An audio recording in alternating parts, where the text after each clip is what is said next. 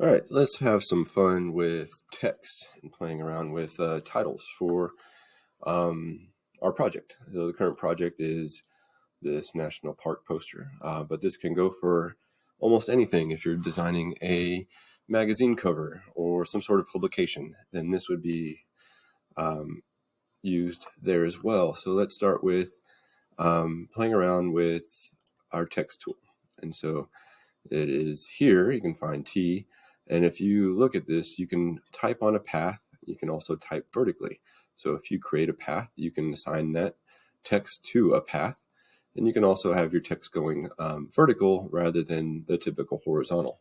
I'm just going to be sticking with the horizontal for right now. And what we'll start with is just typing out my name. And so I'm going to start with this. I've got this typed out. I'm just going to type out my name and play around with some different features that can be used for this text tool. One of the things I would recommend is working with any kind of publication. You want to make sure that your text isn't too close to the edges, not too far up, not too far to the edge, not too far to the bottom. You want to make sure that you have your text is going to be at least I would say at least half an inch in this case from the edge of your document. So one way to make sure that you have that is to turn on your rulers. And so my rulers are turned on here and it's already set to inches. So to turn on or off your rulers, you can go to View and you can find rulers and you can hide rulers, or you can go to View, Rulers, Show Rulers. The keyboard shortcut is Control R to hide those. Now mine show up in inches already, so I can do that by right-clicking on the actual ruler up there and changing it from pixels or points or picas to inches. And so inches is fine. And I'm going to keep it at that. Now, how do I know that I'm going to be at least a half inch from this? Now, if you take your select tool and you drag from up here in your rulers down to, you drag it down, you can find a place where this lines up with the half inch mark on the left side. So if I drop that there, I have a guide that's going to help me. If I need to keep it from the sides, I can drag from the left side to half inch mark. If I look on the ruler above, I can see I'm a half inch away. I can drag out multiples as well. So if I'm going to stretch this out, my document is 8.5 inches. So if I leave this here at 8 inches, that leaves me a half inch on all sides there. Same thing can be done for the bottom, but my text is just going to be hanging out up here on top. Now to resize your font, you can hold Shift after it's selected, and you can drag this as large as you need it to be. But as you do that, make sure that you reposition it if it gets into that area where it's too close to the edges. Now, if I take this, it kind of tells me if I'm centered or not. So it looks pretty center right there. It tells me on that little pink line, there's center point. Now part of my font peaks up over that line. And if that's the case, just drop it down a little bit further. Now I can play around with different types of font by going to the properties of that and changing the character here. Now I've downloaded some that aren't typically part of the library that's here. Some, obviously make sure that you can read the font. Sometimes font can be a little too fancy for what you're creating. Take a look at the samples for what we're doing. Typically you're not going to see something like an Old English type font for a national park poster. Now, if you were doing something and your national park poster looked very medieval, then that's fine. Old English would work great. But find a good font that's going to make your poster look nice. And sometimes when you do that, you might have to recenter your words to make sure everything is going to line up correctly. So I've got mine selected here. If I go back and select my font, I have other options like right here. I can change it to bold, medium. I can make it like take up a little bit more space, which is kind of nice.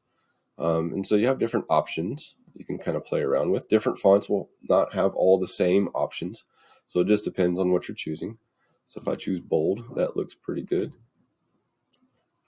Now, if I want to create another line below it, like if I'm going to create, for a magazine, sometimes there's a secondary title, or for a national park, if it's Fulton National Park, like it is right here, I can start another line below, a new text, and it's going to create a new layer.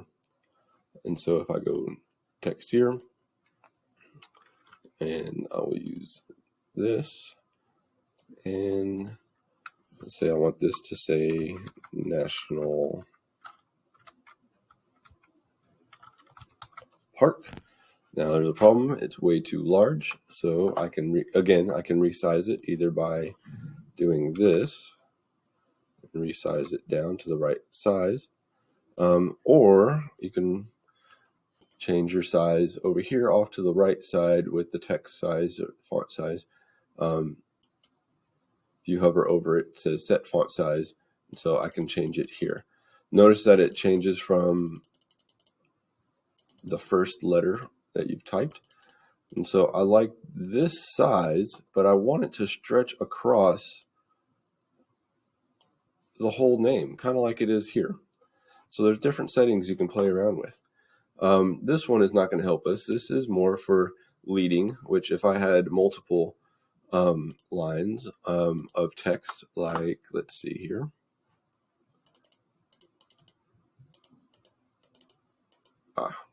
If I go to that, now I have options for leading. I can change how these are spaced like that. So leading is going to be my up and down vertical placement of the text. So that's not going to really help me much in this case. So I'm going to go back and put another space there. I have this, which is more about how close one letter is to another. So if I have this selected right here, and if I go really close in, you'll be able to see a difference. Now it's squeezing this letter in tighter to that P. Everything's sliding in closer. So I don't want to do that. I'm going to go back to auto on that, so it takes it back where it was.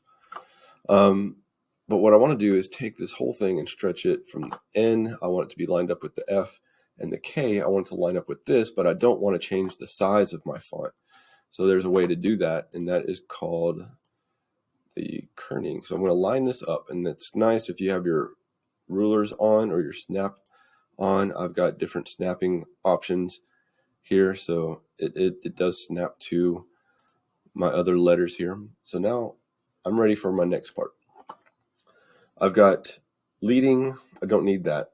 This right here is called kerning, which is squeezing two letters within a word close together. This is called tracking. And so the tracking is where I can up this, and notice that it's stretching everything out equally among all the letters. So I don't have to worry about spaces, and my N is already lined up. Now I'm just looking at lining up that K with the end of that N right here. If I'm not sure if it's lined up, I can always use another guide and put it at the end of the N and kind of check. Now it looks pretty good. End of the N is just about lined up with the end of the K. So maybe just a tiny bit more on that tracking. And that's pretty good. So there's different options here that you can go with. If I wanted to do something more with that, I can look at different options here. Right now it's already on bold. I don't have an option for underline, but I would kind of like that if I could underline it. What if I just kept this as regular? So it doesn't have the option for that. So one thing you should try to be aware of is when you're creating font or creating type on a document, you want to make it stand out, but not so much that it takes over the rest of the design. This should not be the main reason that you are creating this poster, okay? So some of these things like this, if I don't want a guide, I'm going to just throw it back over here. back underneath the ruler. I don't need that anymore. So now I've got some different options here. I've got different letters. I can line it up differently. So if I'd rather it line up in the center, I can rearrange that. That's another option that you can do. Bullets and numbering, alignments, these are fine, but you can play around with different types of alignment. If you're doing vertical text, and you have vertical alignment as well. If I wanted these two to line right in the center, I could do that. But the way I have it arranged is now it lines up on the sides, which works out better because I have these lined up perfectly. So now I'm ready for some other options. You can also work with fill on your text. And so you can go through this and you can choose colors. You can work on stroke as well and give it some, different style. I did both of these together. They don't have to be together. You can also put in gradients on your text. If you want to bring in new text, you can do that also. You can go to one popular site is called DaFont. So if I go to DaFont, there's DaFont download fonts. Okay, and I'm going to click on that. And let's say I wanted something like, I don't know. If I like something, I can search up different types. If I want more of a cartoony font, I can do that. If I want an old school font, I can find something like this. You have a lot of different styles of font that you can choose from already, but sometimes there's just something there that you don't see. So, like, what if I like this style and I want this dark college font? That looks kind of creepy. But if I wanted this, I can go over here and download. And it's going to download something for me, a zip folder. So if I go to open this up, in order to use this, I would have to extract everything. So I'm going to go right click on it, extract all. It opened up another window, and I'm going to extract it in the same folder where I can choose your digital media folder and then hit extract. And so it opens it up right here. If I click on this, it opens it and it gives me the quick brown fox jumps over the lazy dog and all the numbers, tells me exactly what it looks like. I'm going to go to install. And a little install window popped up. I'm giving it some time.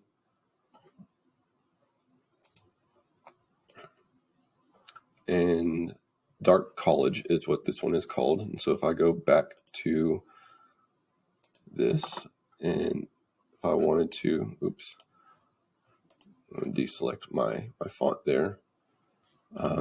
If I wanted to find that, I can search down here where I have my fonts and I can find Dark College. So there it is. That's the one that I just downloaded. So if I wanted to apply that to this, I could do that. Just want to make sure that your font is not going to take over the design of everything else. Other things you can do to get creative with this, if I wanted to, you can go into different effects. 3D effects, you can kind of play around with that. You can definitely do that, but is it really going to